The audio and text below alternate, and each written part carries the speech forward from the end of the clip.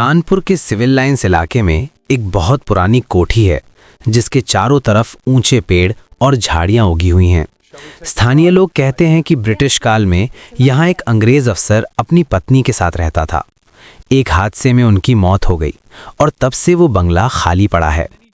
3 दोस्त आर्यन, सुमित और कबीर ने एक रात शर्त लगाई कि वे उस बंगले के अंदर जाकर 1 घंटा बिताएंगे। रात के 12:30 बज रहे थे। जैसे ही उन्होंने लोहे की जंग लगे गेट को धक्का दिया, एक अजीब सी चरमराहट की आवाज हुई, जैसे कोई उन्हें अंदर आने से रोक रहा हो। जैसे ही वे मुख्य हॉल में पहुंचे, वहां का तापमान अचानक गिर गया। जनवरी की ठंड से भी कहीं ज्यादा बर्फीली हवा वहां महसूस हो रही थी। तभी ऊपर की मंजिल से किसी के चलने की आवाज आई। छन छन छन छन। वो पायल की आवाज थी। वहां कोई नहीं हो सकता, कबीर ने कांपती आवाज में कहा। यह बंगला सालों से सील है। अचानक सुमित की टॉर्च की रोशनी दीवार पर पड़ी।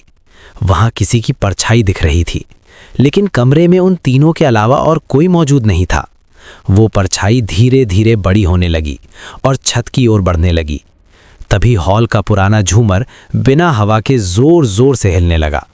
तभी पीछे से एक भारी आवाज आई, तुम यहां क्यों आए?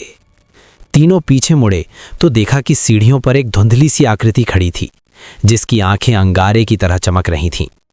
आर्यन और उसके दोस्त बिना पीछे मुड़े गेट की तरफ भागे।